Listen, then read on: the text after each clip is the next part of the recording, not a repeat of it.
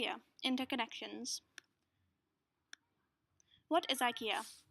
IKEA is a multi-billion-dollar international company that sells appliances, home decor, and ready-to-assemble furniture. It originated in Sweden. Manufacturing. The products are designed in Sweden. IKEA buys the products to manufacture with from over 50 countries. From Europe, 64%, China, 33%, and North America, 3%. IKEA has factories which are dedicated to certain parts of the company's products. For example, the factory which makes all of their wood-based products is in southern Poland. The factory sole supplier is from another factory in southern Sweden.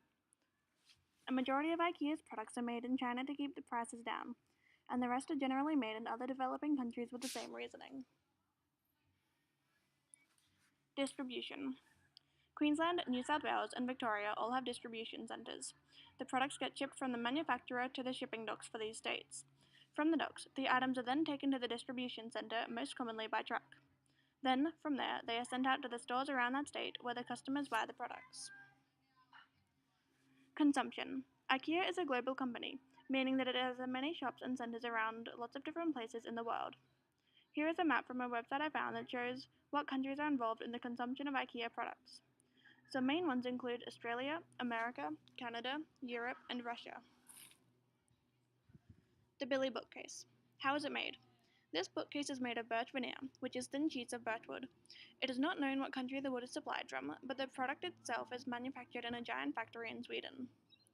This factory makes 25,000 bookcases per day. Even the boxes themselves are made in the factory. Machinery sorts together the different pieces and cuts it all into the correct shapes before putting them in boxes. These boxes are taken to giant shipping boats, and from there, the bookcases travel across the world to the distribution center they are needed at. Once they reach the distribution center, they will travel in truckloads to the IKEA shop, where us, the customer, can purchase it. Environmental impacts. The negative environmental impacts include deforestation. Forests of birchwood trees must be cut down in order to create the bully bookcase, along with other birchwood items. Although they have found a way to be more sustainable with the birchwood trees, they now incorporate all aspects of the tree into the furniture instead of leaving parts of it for firewood. IKEA is also positively impacting the environment by aiming for all renewable energy and increasing the amount of wind and solar power they already use. Social impacts. IKEA has a very positive social impact.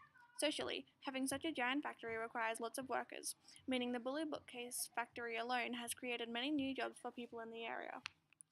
There are people needed for machine updates, checking everything is running smoothly, contacting stores from overseas, taking boxes to trucks, and many more. Generally speaking about the whole of IKEA, they actually have a foundation. They work alongside with many developing countries, especially when times get tough. They donated $319,757, or £200,000, to help kids survive after a hurricane hit Haiti. Economic impacts. IKEA also has positive economic impacts. The bookcase helps by providing jobs for people, because they need factory workers to do all sorts of different jobs. Another factor is that anything that's sold contributes to the economy. So since the Billy bookcase is sold so often due to its popularity, it definitely has an economic impact. As there is no official economic impact of the bookcase, we will do a rough estimate of what it could be. There are 25,000 bookcases made each day in the factory, and we'll use their cheapest Billy bookcase product, $40, as an example. If we multiply 40 by 25,000, we'll get $1 million.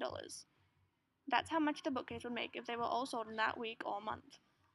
This seems like a crazy amount of money just for a bookcase, but when you compare it to the fact that IKEA made $29.29 billion in 2014, it doesn't seem so impossible. General positive impacts. Here is an overview of the general positive impacts. Here is an overview of the general negative impacts. Would I recommend it? I personally would still recommend it because the products are actually a fairly good price for what they are. It's definitely a great store for a family on a budget. I also think it's great that they're looking towards a better future. If they could manage to get 100% renewable energy in their stores, then it might encourage other shops to do the same. IKEA also has generally simplistic designs for products that appeal to all different styles and people. So yes, even though IKEA has some quality complaints, I still think I would recommend it to a friend for these reasons. Here is my bibliography.